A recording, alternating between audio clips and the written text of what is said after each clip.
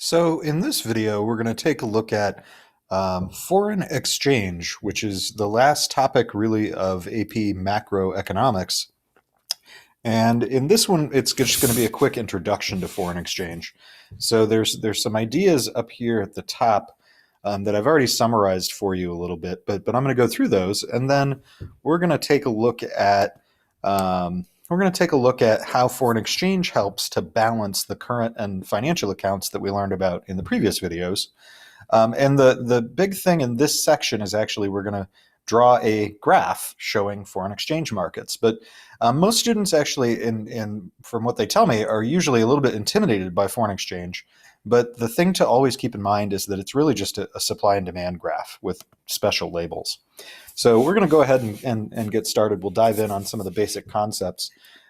This is just one thing to always remember, is that when we're buying goods and services in other countries, or really for any country for that matter, we're always doing it in a local currency. So when you purchase, for example, a good from China, indirectly, you actually are using the Chinese currency. Now, you aren't, because you're buying it maybe from a retailer, but the retailer bought it from a wholesaler, and the wholesaler bought it from the manufacturer. And assuming that the manufacturer was in China, the wholesaler had to pay the manufacturer in Chinese yuan. They had to pay the Chinese in their local currency. And so the good is ultimately paid for in its local currency. And that's a really important concept that we're going to return to as we get into this, because it would obviously affect the supply and demand for currencies if there's a supply and demand for imports and exports, right? So you can see that there's a link between those two ideas.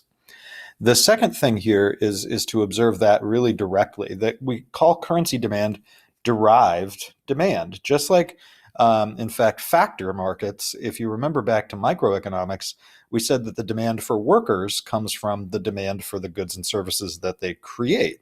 So the factor demand, like the demand for a machine to make products, is derived from the demand for the product that it makes. In this sense, currency demand is derived demand as well, because it derives from the demand for the things that you need that currency in order to purchase. So here's some common shifters of the demand. And you can see the first one would be if there's a change in demand for a country's goods, it would change the demand for that country's currency. So the first one we'll call kind of tastes, although what it really does is it reflects the derived demand nature of currency. The second one here is prices, and that's the idea that if prices in a country are higher in one country, then the demand for another country's goods will be higher. And that's the idea that if it's very expensive to purchase goods and services in your own country, and you're able to buy them from another country more cheaply, you would do so. If that's the case, then you have more demand for the other country's goods, that's country A here, and then you need more of country A's currency. So again, it's more like we are demanding country A's goods, and why are we doing that? Well, the prices in country B are higher. Another one that could affect the demand for currency would be if there's a change in income in a country. And you can see here, like if one country gets wealthier, it's doing really well economically, then it's going to buy more goods and services. And some of those goods and services are going to come from country A, right? In this case, this country A's goods. There'll be more demand for those goods, and so they'll need more of country A's currency. The last one that's shifted here is interest rates. If there's an increase in interest rates in one country, then there's going to be an increased demand for that country's assets. And that's the idea that if there's a nice high rate of interest paying maybe on bonds in France, then Germans would want to move their money over to France, and so they would demand more of those French assets. In so doing, they would need French currency in order to transact. Now, that maybe wasn't a great example because France and Germany use the same currency, but the idea being here that if you have a movement of money, that if there's a demand for one country's goods, services, or assets, then that's going to increase the demand for that country's currency. At the end of the day, if you circle back to these key points up at the top, that the currency demand is just derived from the demand for a country's goods, services, and assets, then you can really kind of understand what's going on with demand for currency. You don't demand currency for really any other reason than transaction demand in most cases, or speculative demand, right? When you think about it on some level, because if you're speculating in financial assets, that's what this one is really referring to. Now, the last thing, so I erased some stars here. So I'm putting some stars here. This last one is really important. I bolded it for you. When there's an increase in demand for one currency, there will always be an increase in supply of the other. So think of it this way. If a American buys Chinese goods, right? So I'm kind of abbreviating here as this example.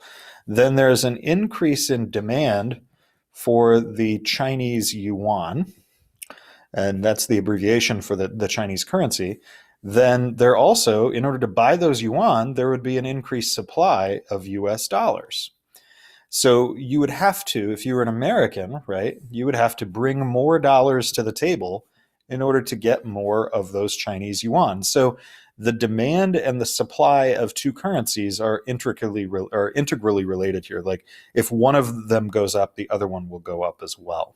And likewise, if the demand for Chinese yuan goes down, then the Americans won't need to supply as many dollars. So this is also true. If this were down, then this would be down. So they move the opposite way. Now, I'm asking you in this practice problem to draw a foreign exchange market for the US dollar and the euro. Now, what we're going to do is actually draw two side-by-side graphs to show what's going on here. Now, we have two markets. We have a market for US dollars, and we have a market for euros. Now, in this US dollar market, the quantity is going to be US dollars. And in the euro market, the quantity will be euros, because that's the market that we're dealing with here. We're dealing with the US dollar market or the euro market. But the price is going to be expressed in the other currency. After all, you can't buy US dollars here on this side with US dollars. You have to buy them with euros. So we would actually say that the price here is euros per US dollar. Because it's like, it's again, if I drew another picture over here and I said, this is the Big Mac market, right? This is the Big Mac market. And we have quantity of Big Macs. This is a sandwich, by the way, from McDonald's, if you don't know. And up here, we normally just say price. But when we say price, we're saying like a Big Mac is like equilibrium is probably about $3. When we're saying $3, what we're really saying is it's US dollars per Big Mac. That's actually what that axis label is. When we say price, we're saying it's the amount of dollars per Big Mac. And we'd say in this case it's $3 for one Big Mac.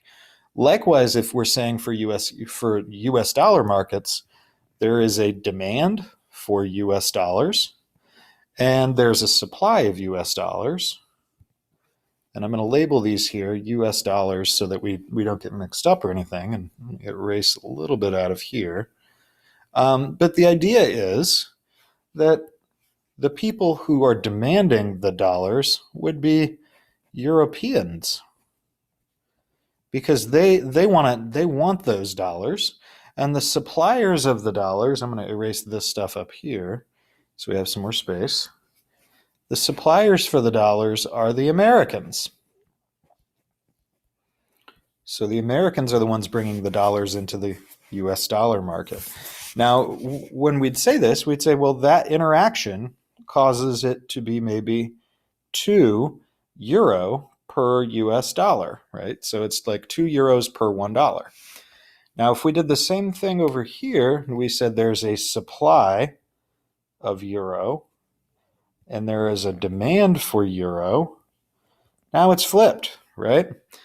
So the demand for euro, I'm not going to rewrite this, is actually Americans, because the Americans are the ones who need the euros, and the supply of euros up here is from the Europeans. They're the ones who already have the euros, okay? And the axis over here would be US dollars per euro, just like we said earlier, like dollars per Big Mac. If you're looking to buy a euro, in this market, you have to pay in dollars. So it's dollars per euro, per 1 euro. And for this, the equilibrium is the reciprocal of whatever that price was over on the other side, right? Because it's just necessarily telling us the same information just flipped around. So if it's 2 over on this side, 2 euros per dollar, then on this side, it has to be $1 for every 2 euros. So $1 buys only 2 euros. Now, if, let's say, there were a change, right? Show the effect of an increase of some sort and label appreciation and depreciation. Let's say maybe that Americans wanted to buy more European goods, right? What do they need if they're going to buy more European goods? Well, they need more euros. They're going to increase their demand for euros. And so we would see the value of the euro go up to a new value. Now, on this other side, the dollars, in order for them to buy all those euros, they have to supply more dollars. And if we now notice here, the dollar, because of what's going on here, and I'm going to change the color so you can see this, that decrease is a depreciation. Let's see if I can spell this with my bad note-taking software. And this increase is what we call appreciation. So there's a couple of kind of easy ways to remember what we're dealing with here. One is that it is a little hard to remember how to label. So one thing would be, notice the bottom, quantity US dollars, it goes with the name of the market. The bottom here should match the bottom over here. So notice euros is on the bottom here, that matches here. So bottom are how we label these.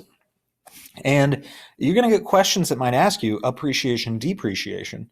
And the easiest way is to notice that depreciation is going down in value. That means the currency has gone down in value compared to the other one, and this one has gone up in value compared to the other one.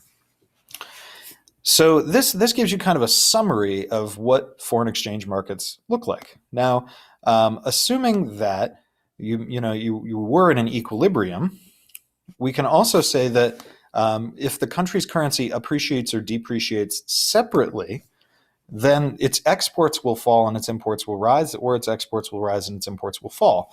This is basically saying that this is a two-way street, that the currency can appreciate and depreciate because of a change in exports, and a country's currency appreciating or depreciating can actually cause a change in net exports. So it's a two-way street, that Forex and the changes in Forex values can happen because of changes in net exports, or again, net exports can actually change the Forex values. The last thing on this page for us is an understanding that foreign exchange actually helps to ensure that the current and the financial accounts balance. So this requires you to understand what's going on with the current and financial accounts. So let's talk about the first scenario that I have on the left, that maybe there's a change in interest rates, and therefore we're going to look at what happens to the current account. So let's start with, if there's a US interest rate that's higher compared to the EU, then the Europeans are going to supply their loanable funds, so I'm right here if you're wondering, are going to supply their loanable funds to the US loanable funds market. And the US financial account, therefore, has to be moving to surplus because the money is flowing into the US financial account. The Euros, the Europeans, in order to do that, to put their money into the US loanable funds market, in order to do that, they need US dollars. So now we're on the fourth step here. And why do they need US dollars? Well, they need them because if you want to put your money in the US stock market, you buy stocks, you need to do it in dollars. So it's going to increase demand for US dollars. That causes the dollar to appreciate because it goes up in price, and the euro goes to depreciate. Okay, that's the same idea that we were talking about up here, but kind of in reverse, actually. then US exports are going to go down and US imports are going to rise. Now, students sometimes don't make the link between this step and this step. And the idea here, the fifth one, comes back to this. It's the idea that if your country's currency is appreciating, its exports are going to fall and it's going to import more. Now, why would that be true, right? If your country's currency is more valuable, why would you have fewer exports? And if your country's currency is more valuable, why would you have more imports? Why would this occur? So think through this. It's the idea that your dollar, in this case, because the dollar has appreciated, it now buys more of the other currency. So when you go to that country, the other country, in this case Europe, then what we would find is that the dollar goes farther. You can buy more things with it. So they would have more imports. If you look at it from the perspective of the Europeans, their currency depreciated. And when a country's currency depreciates, it's going to be able to sell more to other countries, but it won't be able to buy as much from those other countries because its currency is worth less. So in this case, the euro depreciates, so US does not export as much. This means the US current account is going to move to a deficit. And so we can actually see here that the financial account here, the US financial account, moved to a surplus. The current account moved to a deficit. And that's how currency, foreign exchange, causes those two accounts to actually balance each other. Now, the same story is true on the other side. I'm not going to walk through all of that because it basically says all of this can move in reverse as well. And that basically the financial account can also work that direction.